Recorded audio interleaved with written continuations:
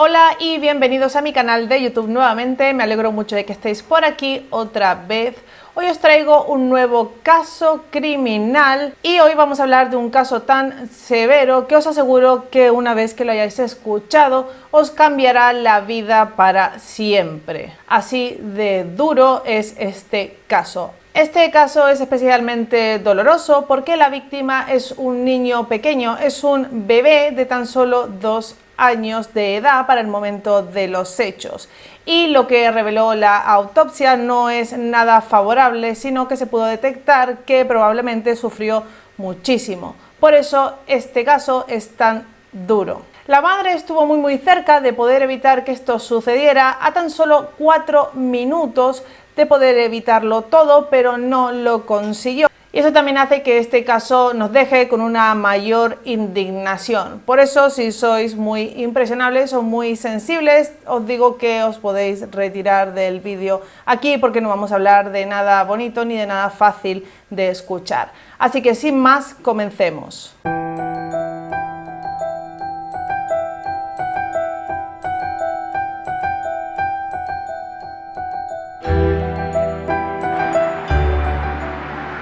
El bebé que ven aquí es James Bulger, un niño que en el momento de los hechos tenía tan solo 2 años de edad. De él aún no podemos decir nada porque era muy pequeño aún, solo podemos decir que era un niño alegre y sociable, que le gustaba jugar y que estaba con su madre en un centro comercial de Liverpool, en una carnicería. Y esta sería la última vez que James Bulger sería visto con vida. Transcurría el 12 de febrero de 1993 cuando 2 niños de 10 años de edad que se habían escapado del colegio, cosa que hacían bastante a menudo, estaban en el mismo centro comercial llamado New Strand. Ellos estaban allí a la búsqueda de algún niño pequeño que estuviera distraído, que sus padres estuvieran distraídos y no estuvieran vigilando en todo momento. Mientras estaban en este centro comercial también se habían robado algunas cosas como un bote de pintura infantil de color azul, unas pilas, un muñeco de un troll y unos caramelos. Y estos objetos van a ser muy importantes en el desarrollo del caso. Ellos eran John Venable y Robert Thompson. Ambos habían nacido en agosto de 1982 y eran de Liverpool también. Más adelante en la declaración a la policía dijeron que ellos querían raptar a un niño para empujarlo frente a los coches en la carretera que estaba fuera del centro comercial. Y es tan grave todo lo que pasó aquí que os puedo asegurar que si este hubiera sido el destino de James Bulger, hubiera sido muchísimo menos macabro que lo que en realidad hicieron con él. Así que una vez más os digo que si sois personas sensibles aún estáis a tiempo de retiraros. Entonces, a las 15:36 de ese fatídico día, Denise, la madre de James, entra a la carnicería dejando a su hijo afuera de esta tienda sentado en el pollete, en el escalón que hay fuera de la tienda. Recordemos que estamos hablando de los años 90 y que estaba dentro de un centro comercial, así que no creo que pensara que había ningún peligro en dejar al niño ahí. Además, solo tardó 2 minutos en darse la vuelta para poder vigilar a su hijo, para echarle una mirada, y el niño ya no estaba allí. A esta altura, por suerte, ya habían cámaras de seguridad en la mayoría de los sitios, especialmente en lugares como un centro comercial, y serían estas cámaras de seguridad las que lograrían dar con los 2 culpables del crimen. En ellas se puede ver a Thompson y a Venable cómo se acercan a Bulger y le ofrecen un muñeco, el muñeco este de troll que habían robado, y con esto llaman su atención y se lo llevan de la tienda. Esto sucede a las 15:38, exactamente lo que os decía, 2 minutos después de que Denise entrara en la carnicería. A las 15:39 Denise sale de la tienda porque no ve a su hijo en la puerta y piensa que está unos pasos más adelante de la misma, pero no lo ve por ningún lado. A las 15:40 las cámaras de seguridad captan a Denise buscando a su hijo frenéticamente en la planta de abajo, mientras el niño se encuentra junto con los otros 2 en la planta superior del centro comercial. Quien lo lleva de la mano es John Venables y más adelante será identificado como el principal autor de este crimen. Estos dos niños, junto con James, escapan por una puerta secundaria del centro comercial y es por esta razón que Denise no logra dar con ellos. Sacaron entonces a James de allí y comenzaron a caminar con él en direcciones a una zona descampada por donde transcurrían unas vías férreas. 38 testigos luego declararían haberlos visto y dijeron que James tenía magulladuras en toda la cara y que lloraba muchísimo, que estaba desconsolado. Pero ninguna de estas 38 personas hicieron absolutamente nada. Nadie paró a los chicos y los pocos que los pararon y les preguntaron qué pasaba se quedaron con lo que estos les contestaron. Estos, cuando alguien les detenía, les preguntaban que qué estaban haciendo con el niño, les decían o que era su hermano pequeño o que habían encontrado a este niño y lo estaban llevando hacia la comisaría de policía. Cabe destacar que la comisaría de policía estaba en la misma dirección, pero el problema en este caso principalmente también fue que mucha gente vio la escena y no hizo nada. Incluso una mujer llegó a declarar que vio como Venables y Thompson levantaban al niño desde arriba hacia abajo, lo cogían de las manos y lo hacían saltar por sobre encima de sus cabezas. Otros dijeron que los vieron arrastrar al bebé por la calle, pero de todos modos, una vez más, nadie hizo absolutamente nada para detenerlos. Lo que había causado estas heridas en el rostro de James había sido que habían arrojado al niño desde la vera de un puente hacia el canal de Liverpool, sin que cayera al agua. No contentos con el resultado de esto, lo sacaron de allí y siguieron caminando durante unos largos y eternos 4 kilómetros. Lo que toda la gente que declaró, los de 38 testigos que vieron cómo se lo llevaban, dijeron es que no pensaban que dos niños de 10 años pudieran hacer una cosa como la que hicieron. No creyeron que unos niños tuvieran la maldad para torturar a otro. No lo pensaron. Entonces, esta es la razón por la que, en teoría, nadie hizo nada.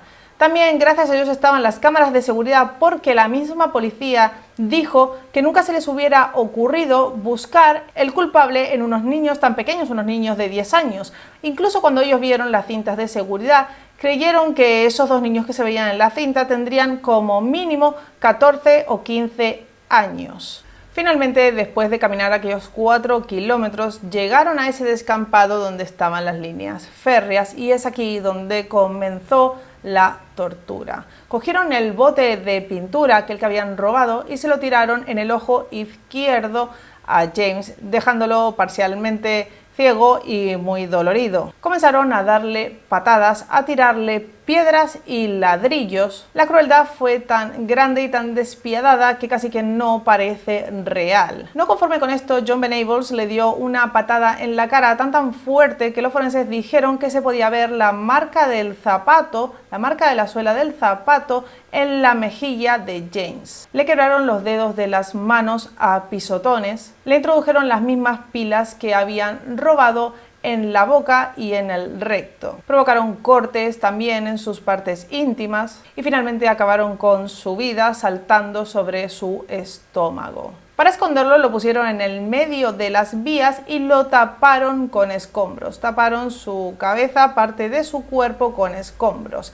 Ellos dijeron que hicieron esto para que cuando pasara el tren arrollara el cuerpo y todo esto pareciera simplemente un accidente. Y esta última reflexión que hacen reflejaría muy bien, bastante bien, la clase de personas que eran y cómo habrían de ser juzgados según la justicia en ese entonces. El hecho de haber querido ocultar el cuerpo, el hecho de haber querido ocultar evidencia haciendo esto, refleja que realmente sabían que esto estaba muy mal, que esto era algo maligno, que esto no estaba bien para nada, porque si no simplemente lo hubieran dejado ahí y se hubieran ido. Pero no, ellos tuvieron la intención de ocultar aquello que habían hecho. Y esto es una clave muy importante en este caso. El cuerpo de James Bulger fue finalmente encontrado el 14 de febrero, diseccionado por el tren. La investigación de la policía sobre las cámaras de seguridad dio finalmente con los culpables y fue una mujer que estaba en su casa viendo las noticias quien reconoció a los dos jóvenes y que sabía que ese día habían faltado al colegio. Y fue ella misma quien llamó a la policía y dio las identidades de estos dos niños. Así que vamos a hablar ahora de los culpables, no para exonerarlos de ninguna manera, sino para saber mejor de dónde han venido, de dónde han salido estas dos personas. Robert Thompson venía de una familia desestructurada, como os podéis imaginar. Su padre los había abandonado cuando el niño tenía 6 años y además era un alcohólico igual que su madre. Robert había visto muchísima violencia en su casa, sus hermanos mayores casi no sabían leer ni escribir y él dice más adelante también que no tenía un hogar. Se pasaba la mayor parte del tiempo, ya con su corta edad, en la calle con otros delincuentes, robando y haciendo cosas que no tenía que hacer, y sería esta misma gente la que le metería cosas, ideas extrañas en la cabeza. Robert no tenía una familia ni una educación, no iba al colegio casi y como si fuera poco se había juntado con John Venables.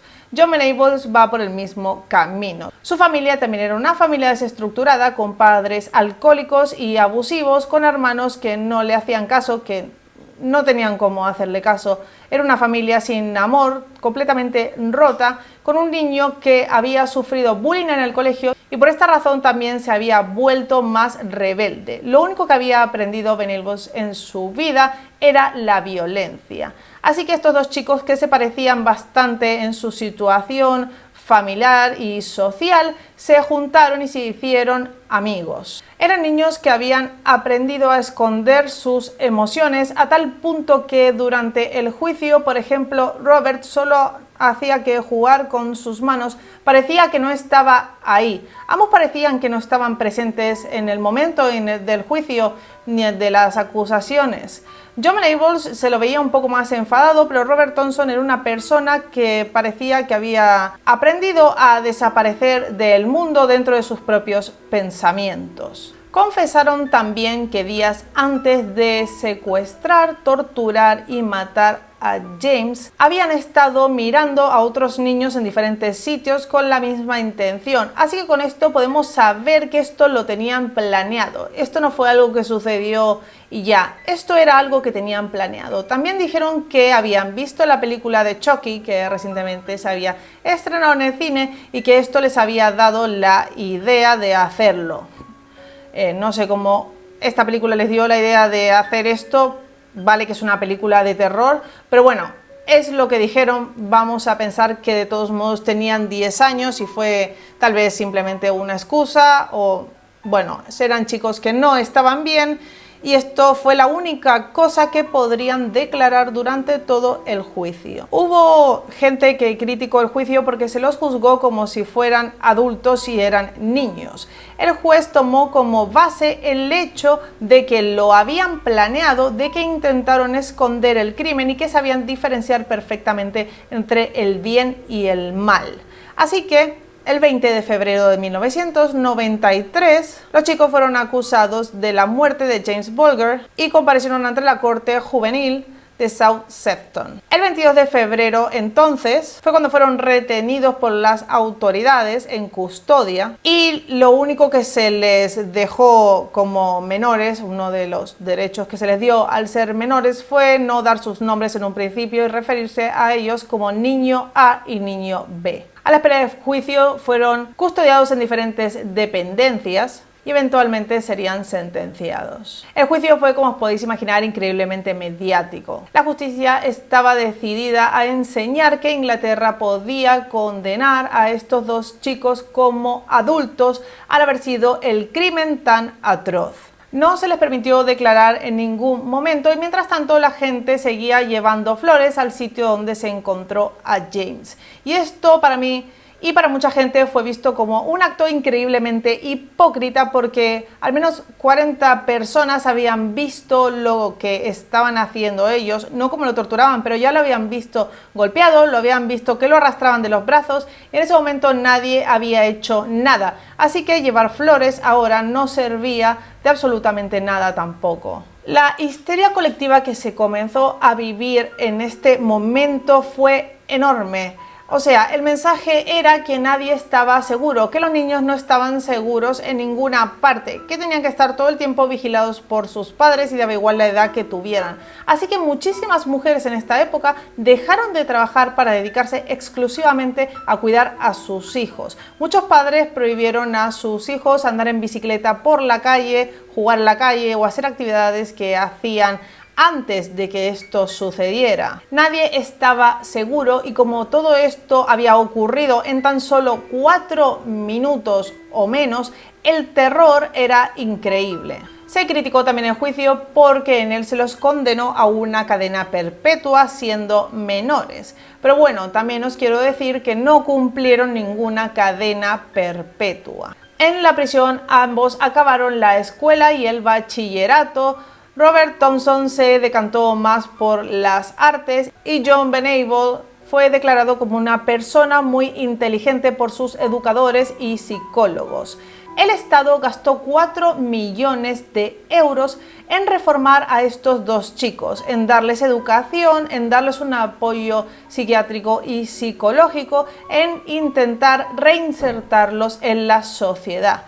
Así que para cuando tuvieron 19 años, 18, 19 años, se les ofreció la libertad, se les dio la libertad bajo palabra. Esto causó un enorme revuelo porque el crimen había sido completamente sádico. Para los padres de James Bulger esto fue durísimo. Incluso el padre salió a decir que ya podían darle identidades nuevas o lo que fuera, que él finalmente iba a encontrar e iba a hacer con ellos lo mismo que ellos habían hecho con su hijo.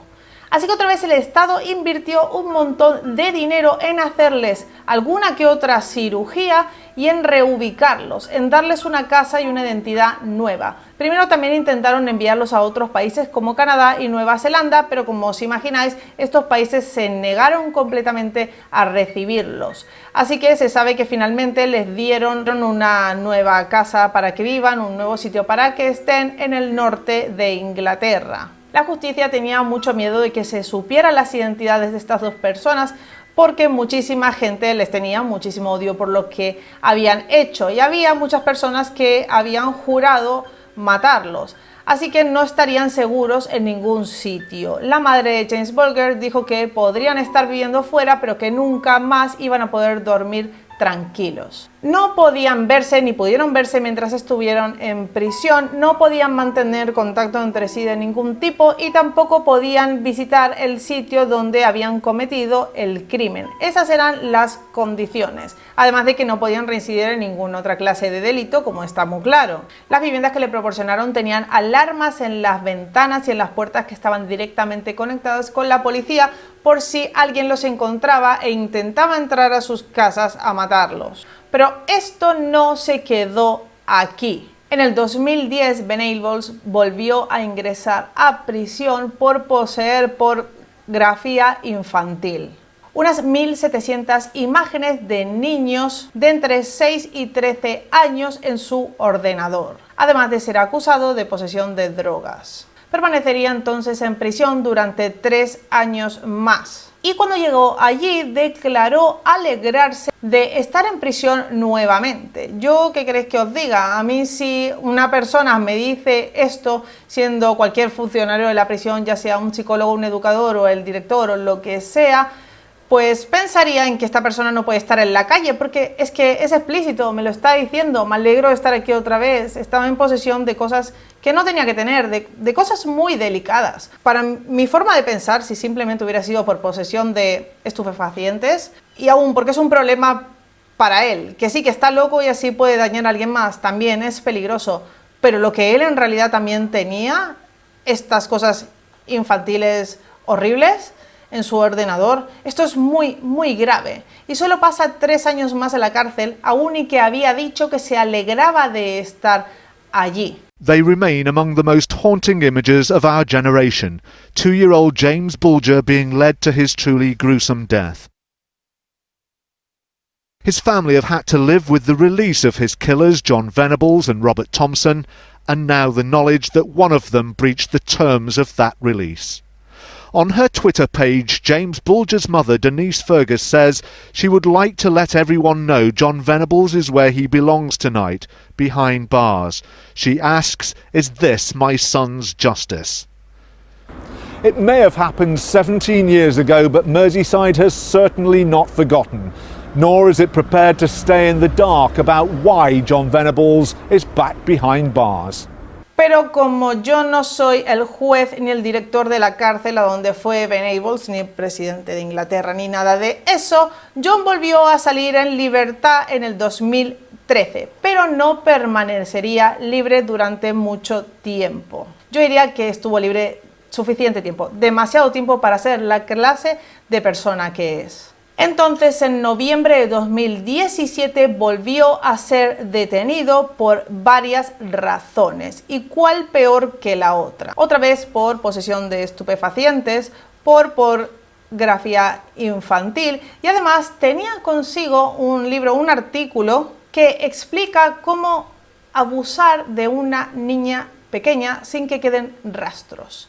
Esto es lo que él había estado buscando durante un largo periodo de tiempo. Se pudo saber por su ordenador que lo estaba buscando y finalmente lo había conseguido. Un material que no sé ni cómo existe y que además muy peligroso. Es que no sé cómo existen estas cosas, pero bueno, él lo tenía consigo. Aparte de todo esto, se descubrió que Venables había visitado varias veces el lugar del crimen, al cual por supuesto le estaba prohibido ir. Robert, por su parte, si os preguntáis qué fue de él, hizo una vida en el norte de Inglaterra, alejado de todo esto con una pareja de su mismo sexo. Un hombre que al parecer piensa que todo esto fue fruto de una infancia turbulenta y que piensa que este hombre ya no es así. Robert hizo una declaración bastante controversial, bastante polémica y bastante fea, diría yo, por decirlo de alguna manera. Él dijo que este crimen salvó su vida. En pocas palabras, fue una declaración que horrorizó a todo el mundo. Extendiendo más allá la declaración, lo que él dijo fue que este crimen salvó su vida porque él no tenía un hogar, no tenía un futuro, se juntaba con otros delincuentes, no tenía absolutamente nada, no sabía qué hacer con su vida y probablemente hubiera acabado asesinado.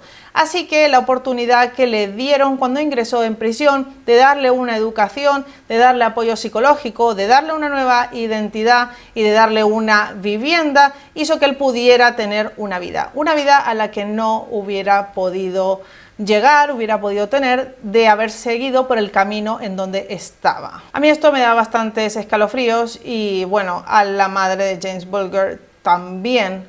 Ella dijo que ellos tuvieron que cargar con todo el dolor y el peso de lo que estas personas habían hecho y en cambio estos dos habían sido recompensados de alguna manera con todo lo que se les había dado y que esto no era justo para nada. Yo creo que tiene mucha razón, pero bueno, esto es lo que hizo la justicia y así es como termina este horrible caso. Una vez más, si os ha gustado el vídeo, dejarle un like. Quisiera saber si conocíais este caso, qué pensáis de todo esto, dejármelo aquí en los comentarios.